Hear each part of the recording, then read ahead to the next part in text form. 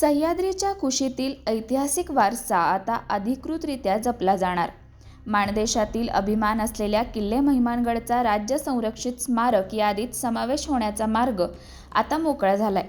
अनेक वर्षांची प्रतीक्षा संपली असून महसूल विभागाने यावर शिक्कामोर्तब केले आहे। माणचे तहसीलदार विकास अहिर यांनी किल्ल्याच्या मोजणीचा अधिकृत अहवाल पुणे पुरातत्व विभागाकडे सादर केल्यानंतर भूमी अभिलेख विभागाने किल्ल्याची रीतसर मोजणी पूर्ण करण्याचा महत्त्वाचा टप्पा पार पाडला। यामुळे आता महिमानगड केवळ इतिहासाच्या पानातच नाही तर सरकारी नकाशावरही दिमाखाने झळकणार आहे। ही आनंदाची बातमी समजताच महिमानगडच्या ग्रामस्थांनी एकच जल्लोष केला। रणरणत्या उन्हाची पर्वा न करता हातात भगवे ध्वज घेऊन ढोल ताशांच्या गजरात आणि जय भवानी, जय शिवाजी, हर हर महादेव अशा घोषणांनी परिसर दणाणून गेला। ग्रामस्थांनी किल्ल्यावर जाऊन प्राचीन पाण्याचे टाके, बारव आणि बुरुजांची पाहणी केली। गडावरील पुरातन हनुमान मंदिरात हनुमानाची विधिवत पूजा आणि आरती करण्यात आली।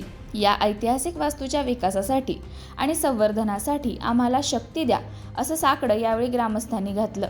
सरपंच शामराव मोरे, उपसरपंच विजय चव्हाण, ग्रामपंचायत सदस्य बाबूराव धडांबे, अमोल एकळ, तात्यासाहेब जगताप, प्रकाश जगताप, अंकुश जाधव, लालासाहेब चव्हाण, बाळासाहेब कुचेकर, सयाजी कदम, वीरकुमार गांधी, कैफ मुलाणी, बिनू मुलाणी, सोनू जाधव, सुरेश कुचेकर, सतीश धडांबे, बळवंत गिरी गोसावी, संदीप गुजले, आबा जाधव, राजू चव्हाण, प्रणित जाधव, प्रकाश चव्हाण, प्रतीक जाधव, संग्राम गुजले, आदिक धडांबे, जयवंत गोसावी, गणेश जगताप, कृष्णात निकम, अर्जुन जगताप, राहुल जगताप, गणेश जगताप, सुरेश शेडगे, संतोष जाधव, दादा धडांबे, संदीप धडांबे, अजित मुलाणी, बाबा कुचेकर, सुदाम चव्हाण, शिवाजी गुजले, रोहिदास धडांबे, हनुमंत दळवी आणि राजू मुलाणी यांच्यासह मान्यवरांच्या उपस्थितीत हा सोहळा पार पडला।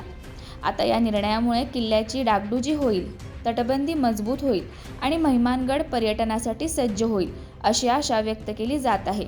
माणदेशाच्या शिरपेचात मानाचा तुरा रोवणाऱ्या या ऐतिहासिक घटनेमुळे संपूर्ण सातारा जिल्ह्यात आनंदाचं वातावरण आहे। धन्यवाद। जय जिजाऊ, जय शिवराय।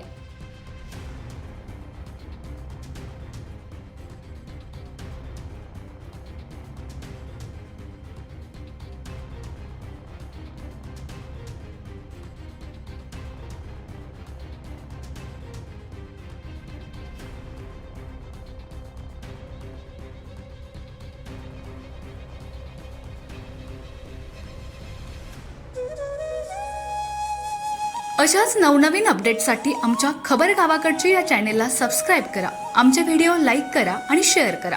धन्यवाद।